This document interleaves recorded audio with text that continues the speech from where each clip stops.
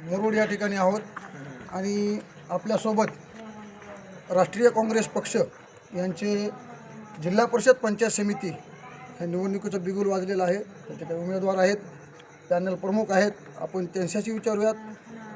दीपक भाऊ, आता हे राष्ट्रीय काँग्रेस पक्षाने जे पॅनल उभा केलेलं आहे, वंचित बहुजन आघाडीसोबत आपलं युती झालेली आहे आणि गावात एकंदरीतच वातावरण पाहता यावर आपण काय सांगाल?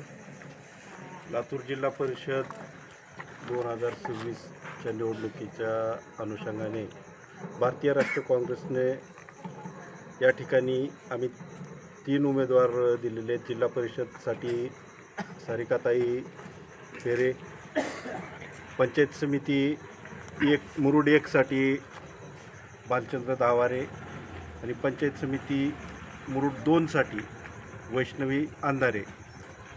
सुशिक्षित व सामाजिक ज्ञान असलेला उमेदवार आम्ही आज जनतेसमोर घेऊन आलेलो आहोत।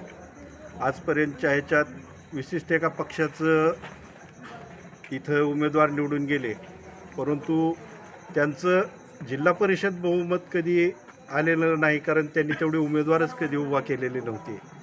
आता तर मला वाटतं लातूर आणि रेणापूरमध्ये 4 गटात फक्त उमेदवार उभे केलेले आहेत। मला मुरुडच्या जनतेला विनंती करायची आहे की जर लातूर जिल्हा परिषदेमध्ये काँग्रेसची सत्ता येणार असेल तर तिथं आपल्याला सत्ता येणाऱ्या विचाराचे उमेदवार तिथं निवडून द्यायला हवेत, जेणेकरून आपल्याला विकास खेचून आणता येईल। मागील 15 वर्षापासून मुरुडच्या विकासाला खीळ बसलेली आहे। फक्त बॅनरबाजी करून कधीच विकास होत नाही, त्याला प्रत्यक्ष ग्राउंडवर विकास करावा लागतो आणि तो विकास करण्यासाठी आमचे उमेदवार सक्षम आहेत। त्याचबरोबर आपल्यासोबत या ठिकाणी जिल्हा परिषदच्या उमेदवार म्हणून ज्या निवडणूक रिंगणात आता सध्या उभ्या आहेत, आपण त्यांच्याशी संवाद करूयात आणि त्यांना विचारूयात महिला सशक्तीकरण असेल तर या ठिकाणी गावातील अनेक प्रश्न आहेत। या ठिकाणी पाण्याचा बिकट प्रश्न असेल, रस्त्यांचे प्रश्न असतील, नाल्यांचे असतील आणि जिल्हा परिषदेच्या माध्यमातून आपलं काय विजन राहणार आहे आपल्या पक्षामार्फत? माझं नाव सारिका निलेश फेरे, मी मुरुड गटातून जिल्हा परिषदेसाठी उमेदवारी अर्ज केलेला आहे। तरी माझा माझा विचार असा आहे की मुरुडमधील ज्वलंत प्रश्न आहे की रस्त्याचा, लाईट, पाणी। तर आपण ह्यासाठी काम करू। जनतेच्या समस्या सोडवण्यासाठी मी 100% प्रयत्न करेन। तसेच महिला सक्षमीकरणासाठी असेल, जसे की बचत गटाचे अनुदान, त्यांना प्रशिक्षण देणे असेल, आरोग्य खाते असेल, शैक्षणिक असेल, तर हे वेगवेगळ्या विभागाचे जे कार्य असतील ते मी प्रत्यक्ष त्याच्यामध्ये सहभाग घेऊन ती पूर्णत्वास नेईल। यासाठी सर्व जनतेला विनंती आहे की त्यांनी काँग्रेस पक्षाला हाताच्या पंजासमोरील बटन दाबून येत्या 5 तारखेला विजयी करावं अशी मी विनंती करते। त्याचबरोबर आपल्यासोबत या गावचे काँग्रेस पक्षाचे ज्येष्ठ नेते आहेत राजू भैयांना मी असं विचारू इच्छितो। भैयासाहेब, एकंदरीतच आताचं वातावरण पाहता आणि गावचा विकास पाहता निधीचा कुठंतरी अभाव दिसतो, गावचा विकास कुठंतरी खुटल्यासारखा असा जनतेतून प्रश्न निर्माण होतो। काही आपल्या माध्यमातून आपण पाहिलं असेल, मुरुडच्या संघर्ष समितीने मतदानावर बहिष्कार टाकावा इथपर्यंत ही वेळ या मुरुडकरांवर आलेली आहे। या एकंदरीतच या मुरुडकरांच्या ज्या प्रश्नाच्या ज्या समस्या आहेत यावर काय सांगाल?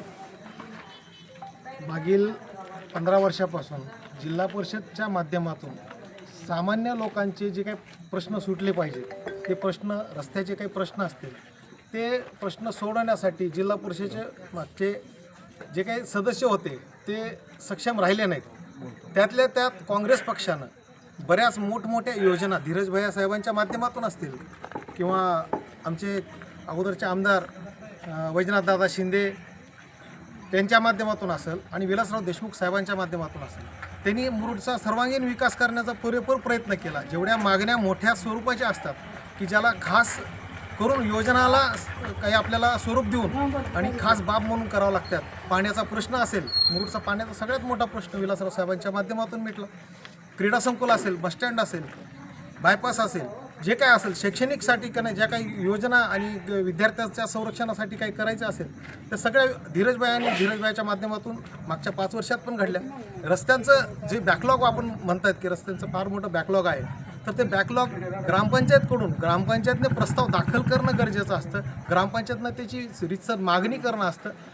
शहराच्या लोकसंख्येप्रमाणे गावच्या लोकसंख्येप्रमाणे आपण शासनाकडे त्याची मागणी करू शकतो आणि त्यासाठी आपण ते ग्रामपंचायतनं मागणी केल्यानंतर आमदार साहेब असतील, धीरज भैया माजी आमदार, आमचे काँग्रेसचे नेते अमित भैया साहेब असतील, दिलीपराव साहेब असतील, हे सर्व प्रश्न मार्गी लावतील हा आम्हाला दृढ विश्वास आहे. म्हणूनच मी जनतेला एक आव्हान करतो की काँग्रेसच्या विचाराचं इथं उमेदवार निवडून आले पाहिजेत. आमच्या जिल्हा परिषदच्या उमेदवाराला, पंचायत समितीच्या दोन्ही उमेदवाराला आपण काँग्रेस पक्षाच्या पाठीमागं आपली आशीर्वादाची ताकद, मतदानाची ताकद उभी करावी आणि उद्या आमचे नेते धीरज भैया साहेब आपल्या मुरुडच्या सर्व नागरिकांना, जिल्हा परिषदच्या गटातील सर्व नागरिकांना आव्हान करण्यासाठी आणि खंबीरपणे आपली साथ आमच्या उमेदवाराच्या पाठीशी ठेवण्यासाठी आव्हान करण्यासाठी उद्या सभेला येणार आहेत. धन्यवाद बाळासाहेब. तर हे होते काँग्रेस पक्षाचे ज्येष्ठ नेते आणि त्यांचे उमेदवार. पाहूयात यानंतर आपण सर्व पक्षांचेही मत जाणून घेणार आहोत आणि यांचे विजन विचारणार आहोत. तुर्तास एवढेच. या संपूर्ण न्यूजसाठी मी न्यूज रिपोर्टर अनिल टेळे, तेज नगरी न्यूज, कॅमेरामॅन मोहम्मद पिंजारीसोबत मुरुड. धन्यवाद.